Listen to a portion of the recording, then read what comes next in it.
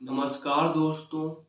कैसे एक बैंक का एजेंट आकर हम लोगों को क्रेडिट कार्ड थमा जाता है, फाइनेंशियल लॉसेस का भी सामना करना पड़ता है और उसकी फैमिली को भी इस लॉसेस का भी सामना करना पड़ता है। चलो उसी क्रेडिट कार्ड को समझते हैं, इसके डिसएडवांटेज और एडवांटेज क्या है और इसको लेने से पहले हम लोगों को इन बातों का भी ध्यान रखना पड़ना चाहिए और कैसे हमको यूज करना चाहिए ये भी हम लोग इस वीडियो में देखते हैं। चलो वीडियो को शुरू करते हैं। पहले समझते हैं कि क्रेडिट कार्ड क्या होता है।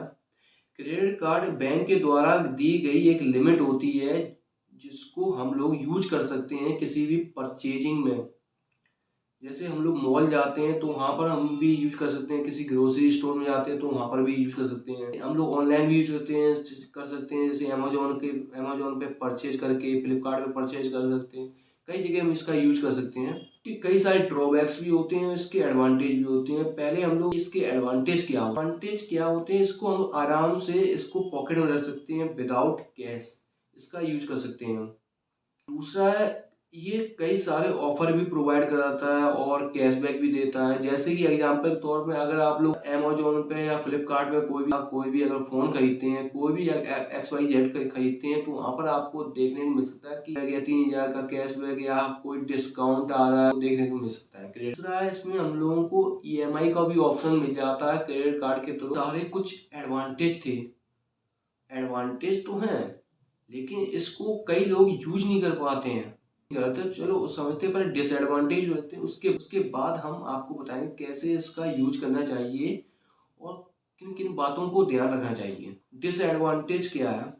पहला डिसएडवांटेज यही है कि हम लोगों को इसके ऊपर हाई इंटरेस्ट रेट भी देना पड़ सकता है। अगर हम लोग टाइम पीरियड होता है उसके अंदर अगर हमें जो बिल होता है उसको नहीं कर पाया तो हमको एक इंटरेस्ट भी पे करना जो कि बहुत ज़्यादा होता है। इससे अगर हम लोग इसको नहीं कर पाते हैं तो इसके ऊपर पेनाल्टी भी लगती है और इसके इंटरेस्ट के ऊपर इंटरेस्ट भी देना पड़ता है। दूसरा जो डिसएडवांटेज है तो आदत सी पड़ जाती है बहुत सारे खर्चा करने, जिससे कि हम लोगों को फाइनेंशियल लॉसेस का भी सामना करना पड़ता है, क्योंकि हम लोग जो अफोर्ड नहीं कर पाते हैं वो भी खरीद लेते हैं।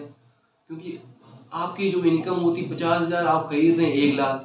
एग्जाम्पल के तौर पे कि लोगों की एक 10-10 हज़ार की सैलरी है, वो आईफोन खरीद रहे हैं 1.5 लाख के, 2-2 लाख। उनकी सैलरी 10,000 है, ईएमआई फोन उठा ले क्रेडिट कार्ड पे। अब बताओ 10,000 वाला सैलरी वाला बंदा वो 1.5 लाख का आईफोन खरीद रहा है, तो सोचो उसकी इस साल की तो इनकम भी नहीं है 1.5 लाख, वो कैसे दे पाएगा? आसानी से वो ट्रैप में फंस गया। उसकी फैमिली को भी सामना करना पड़ता है इससे फाइनेंशियल लॉसेस को। और कुछ इसके छुपे हुए कॉस्ट होते हैं, हिडन कॉस्ट जिन्हें कहते हैं, जैसे कि रिन्यू कराते हैं क्रेडिट कार्ड तो उसका कुछ चार्जेस होता है और कुछ प्रोसेसिंग चार्जेस होता है। कई सारे चार्जेस होते हैं जो छुपे हुए होते हैं जो आपको एजेंट नहीं बताता है। सबसे बड़ा ड्रॉबैक तो यही है कि मिनिमम ड्यू, आपको पता ही नहीं है कि मिनिमम ड्यू क्या होता है। आपके पास बिल आ गया, क्रेडिट कार्ड का बिल आ गया कि आपको मिनिमम ड्यू पे करना है। आपको मिनिमम ड्यू का मतलब है, आपको लगता है कि हमारा ये तो बहुत ही कम बिल आया, हमने खर्च किया 75,000 या 1 लाख खर्च किया, ये बिल आया बिल 25,000 या 30,000 का बिल। नहीं, ये आपका मिनिमम ड्यू है जो कि जो बैंक है वो जो क्रेडिट कार्ड है उसको चालू रख सके। इस वजह से ये मिनिमम ड्यू है कि 30,000 तक आपको जमा करना है, ना कि आपका ये टोटल बिल है। टोटल बिल तो आपका जितनी क्रेडिट लिमिट है, अगर जितनी आपने खर्च की है वो बिल आएगा आपका, और कुछ इंटरेस्ट भी लग के आएगा। और आप लोग बड़े खुश हो जाते हैं कि यही मेरा बिल है जो कम आया है, यही हमको जमा करना है, और आप लोग जमा कर देते हैं मिनिमम ड्यू। उसके बाद आप लोग फंस जाते हैं, जो बचा हुआ पेमेंट होता है उस पर इंटरेस्ट लगते हैं, अच्छे खासे इंटरेस्ट लगते हैं, और इंटरेस्ट टू कंपाउंडिंग इंटरेस्ट हो जाता है, मतलब इंटरेस्ट के ऊपर इंटरेस्ट लग जाता है, जिससे कि आपको फाइनेंशियल लॉसेस का भी सामना हो, तो आप एक ट्रैप में फंस जाते हैं जिसको कहते हैं डेब्ट ट्रैप में फंस गए आप। आसानी से डेब्ट ट्रैप में फंस गए। आपने सोचा कि ये जो मिनिमम ड्यू यही मेरा बिल है, नहीं, ये आप ट्रैप में फंस चुके हैं आप अच्छी खासे। आपको हाई इंटरेस्ट पे करना पड़ेगा। अगर आपको क्रेडिट कार्ड लेना है तो आपको इन बातों से अवेयर भी होना पड़ेगा। बताइए, इन बातों से आपको अवेयर होना पड़ेगा तभी आप क्रेडिट कार्ड लें। और क्रेडिट कार्ड यूज ऐसे करें कि अगर आपको क्रेडिट लिमिट मिलती 1 लाख तो आप सिर्फ 50,000 ही यूज करें, और ना अननेसेसरी परचेज ना करें, उसको अवॉइड करें। मतलब आपको जो जिस चीज़ की ज़रूरत नहीं है वो ना खरीदें। ना कि आपको दिखाने के चक्कर में भी नहीं खरीदना, आईफोन लेना है, आपकी सैलरी 10,000 20,000 30,000 है, आपको आईफोन लेना है 1.5 लाख का, कोई मतलब नहीं बनता है।